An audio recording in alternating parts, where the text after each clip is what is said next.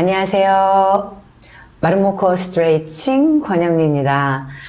요즘 우리가 나누고 있는 내용을 보면 이 마름모 방석에 관한 내용을 같이 나누고 있죠.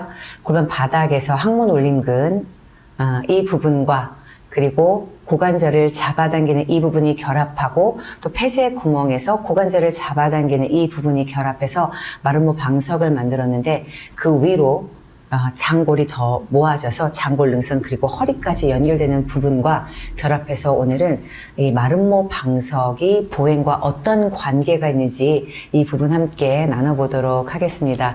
자, 이렇게 보시면 꼬리뼈 그리고 좌골결절, 좌골극 이 부분이 연결이 되어야 되고 또 거기서 대전자 이 뒷부분이 연결이 되어야 되죠.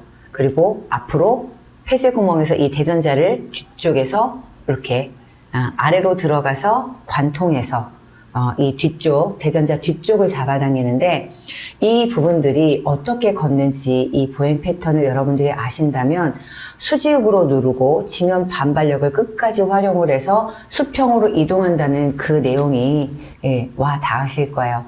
자, 이제 이거 한번 보도록 해요. 자, 우선은 이 부분을 수직으로 눌러야 되겠죠. 우리가 이렇게 수직으로 누르기 위해선 이미 앞뒤로 확장하는 골반과 앞뒤로 확장하는 몸통이 있어야 되죠.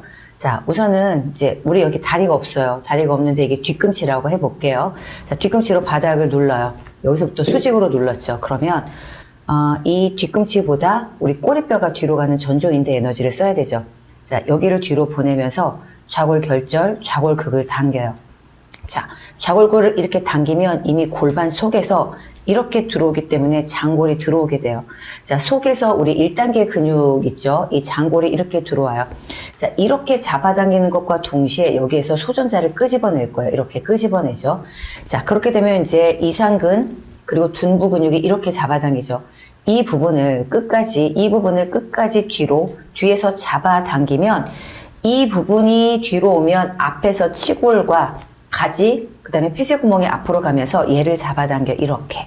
그래서 바닥을 누르고 이 부분을 뒤에서 잡아당기고 앞에서 잡아당겨서 지면을 누르고 있는데 이 부분을 가게 되면 이제 왼쪽이 이만큼 나가면서 뒤꿈치를 누르게 되죠. 그러면 빨리 이 뒤꿈치보다 꼬리뼈를 뒤로 보내요. 중앙으로 보내면서 여기에서 꼬리뼈에서 좌골결절, 좌골극이 오게 되면 장골근이 오게 되죠.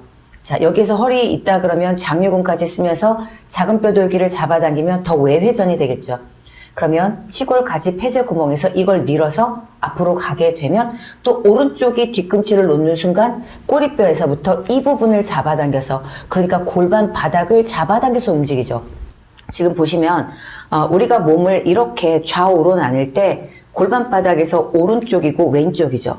그렇다면 보행을 할 때 뒤꿈치를 누르자마자 꼬리뼈에서 이 골반바닥 오른쪽을 잡아당겨서 이렇게 잡아당겨서 밀려나가는 시스템과 왼발에서 꼬리뼈가 와서 골반바닥 이 왼쪽을 잡아당겨서 얘가 들어와서 밀려나가는 시스템, 이게 골반바닥에서부터 좌우가 동일해야지 골반 중립도 되고 우리 좌우의 움직임이 균형 있게 움직일 수 있게 되는 거예요.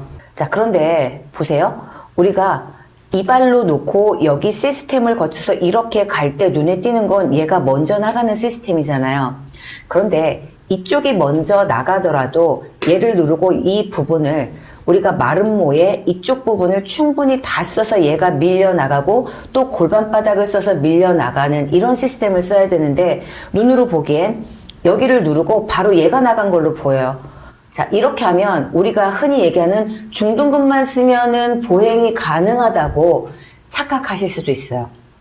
중둔근 쓰는 거 맞죠?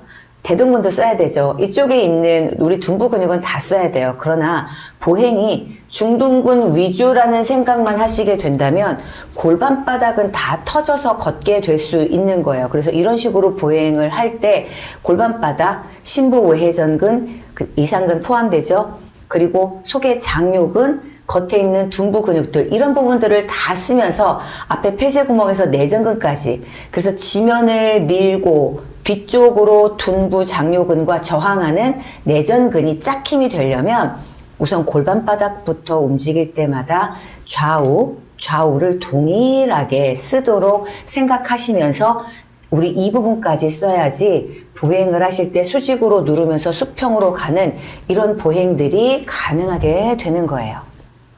자, 이렇게 보행 시스템이 운영이 돼야 되는데 우리는 무릎 밑으로 걷거나 아니면 이런 부분들을 전혀 인지하지 못한 채 이제 뭐 가슴이 앞으로 나가거나 척추를 펴야 된다 이런 생각을 갖고 걷게 되죠. 그런데 그럼 발은 어떻게 되는 건가요? 하고 또 궁금해 하실 수 있잖아요.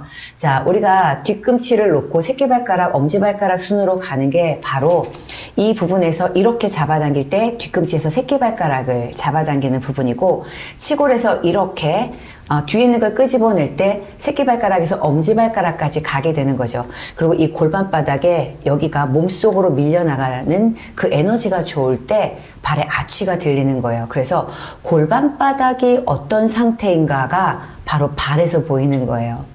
그래서 이쪽에 만약에 오른발이 새끼발가락을 누르지 못하고 엄지발가락을 누르고 있다거나 아니면 무지외반증이다.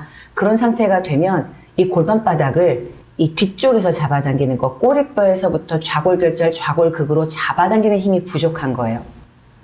그리고 아치가 무너졌겠죠? 그게 부족하기 때문에 골반 속으로 올라가는 이런 에너지가 없겠죠.